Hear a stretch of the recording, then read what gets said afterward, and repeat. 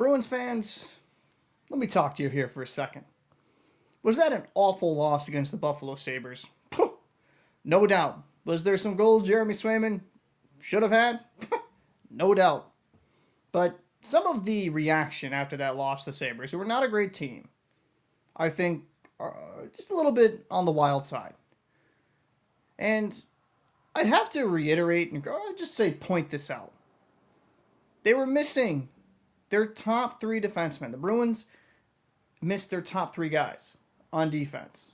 You're playing with a bunch of younger D-men and third pairing guys.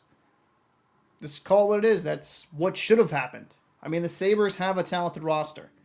Is their record good? No. But to deny the amount of talent that Sabres team does have would be ignorant. So, of course, they're going to win that game probably 9 times out of 10 if you're missing Lindholm, McAvoy, and Carlo. And as much as flack people want to give Carlo, he's a great defensive D-man. Since he's a bigger sized guy, can use his reach to break up passes, good defensive stick. Carlo's a terrific top pairing or second pairing guy, depending on who his battery mate is. So, it shouldn't be that much of a shock if the Bruins lose that one. I also want to mention about the Sweeney firing. And listen, Sweeney for me has been a guy that I've been lukewarm on. I think he has gotten better as time has gone on. And to be fair to Sweeney, when the Bruins were in that Stanley Cup window, as one of the elite teams in the NHL with the possibility to add another championship, he did everything in his power to add to that team to maximize their ability to bring home a cup, and they almost did a few times. So, while we can sit here and complain about Sweeney's drafting, which I'm going to get into in a second, you cannot deny Sweeney brought in a lot of good players, Rick Nash, Jerome McGinley, trying to maximize this team to get over the top.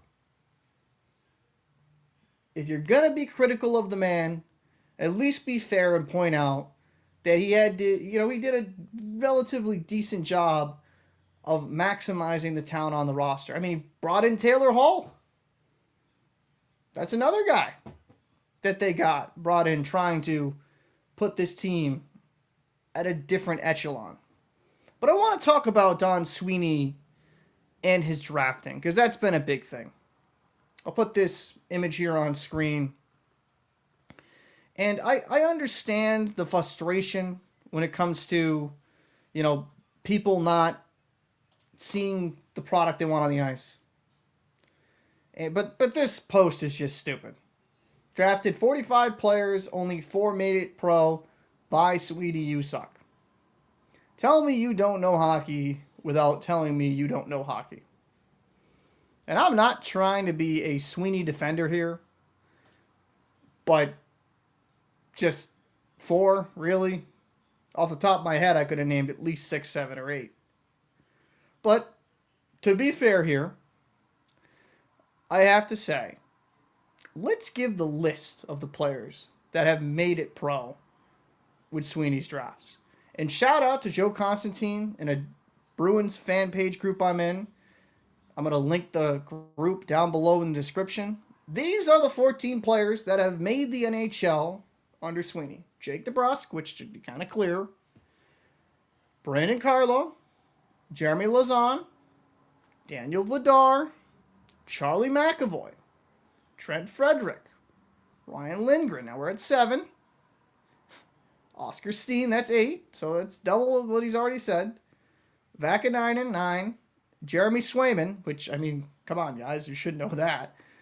Jacob Lauko, Johnny Beecher, Mason Lohrei, and Matthew Patra. These are the 14 names that Joe Constantine, again, appreciate him getting this list, got together.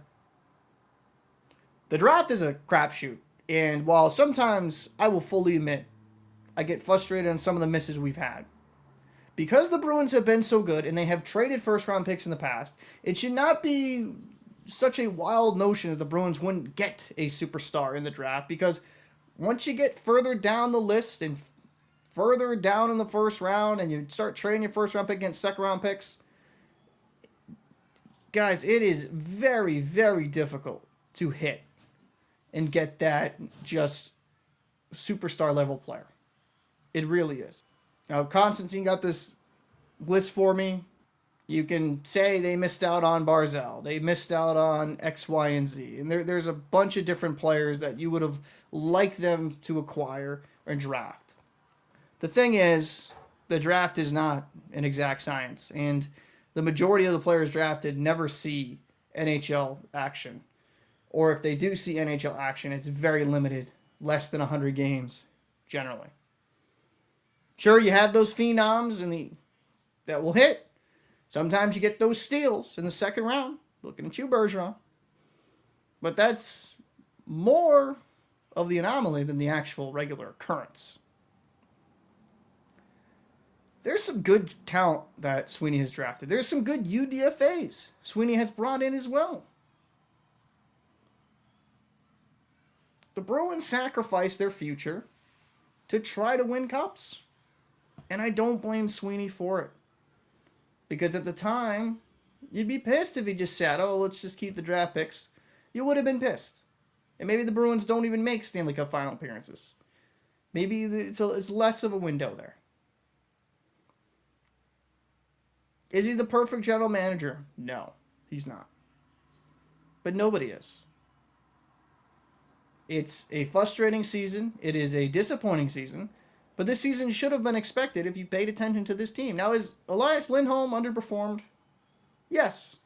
I still like the player.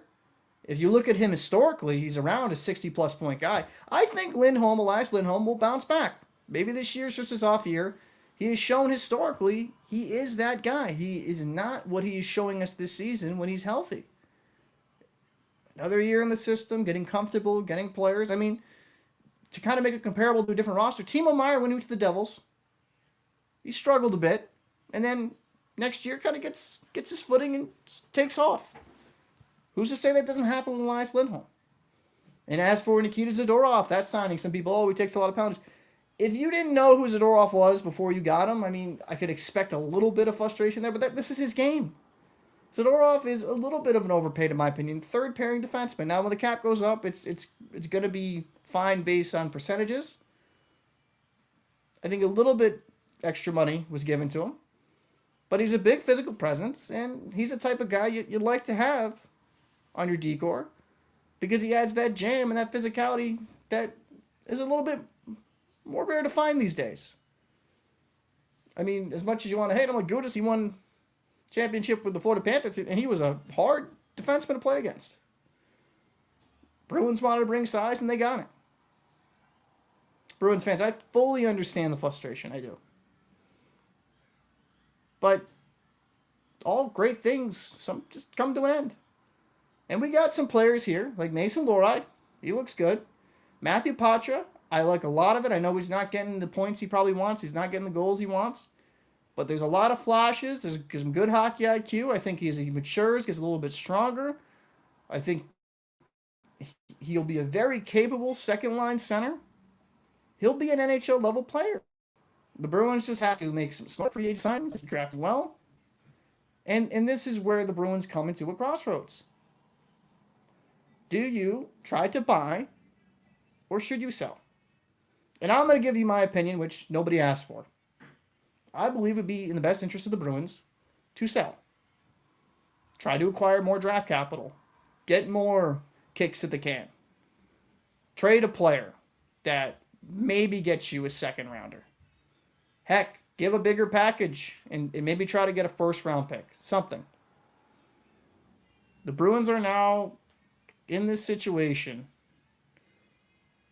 that they're an okay team, but they're nowhere near a cup contender, which can be a difficult spot to be because you're not bad enough to get a top 5 pick, but you're not good enough to really be a threat in the East. So it's a little bit of a weird spot to be in, and that's why I'd highly encourage the Bruins for certain assets to deal them. And it wouldn't be out of question if Marchand was okay with it, because I do believe it should be Marchand's say, because he is the captain. He's been here for years. If Marchand wanted out and he wanted to go to like an actual contender, and the Bruins could get some type of capital back for him, I don't think it'd be a bad idea. Just personally for me. Totally understand the frustration, but let's take a deep breath and realize there was a long run of excellence, and maybe there's a couple down years. But I remember the years of like Jason Allison and like where we were just awful. Terrible growing up. Like BJ Axelson. I'm not saying anything to slight these players. Some of these players were very, very good. But I feel like we've been so spoiled with how good this team has been for over the past decade to 15 years that we kind of forget what it is like to be that fringe team or non-playoff team, and this is just a natural occurrence of things. Sweeney's not going to be able to trade a guy that will save everything immediately. Just not there's not that guy out there. If they can somehow swing McDavid in some Jesus trade that would sell the franchise to Edmonton for it to happen, maybe, I guess. But it's going to take time. I personally would like to see the Bruins acquire more draft capital. I think that would be the best case scenario, in my opinion. It's frustrating, I know. That Buffalo loss was embarrassing, but what are you to expect when you're missing your top 3 D-men? And honestly, this team struggles to score outside of Geeky and Pasternak. But let me know your thoughts down below in the comment section. What do you think of the Boston Bruins? Do you want them to buy? You want them to sell? And Bruins fans, do you believe Don Sweeney should be fired? I genuinely would like to know your thoughts down below in the comment section. I'm Captain Paul. I'll see you in the next one.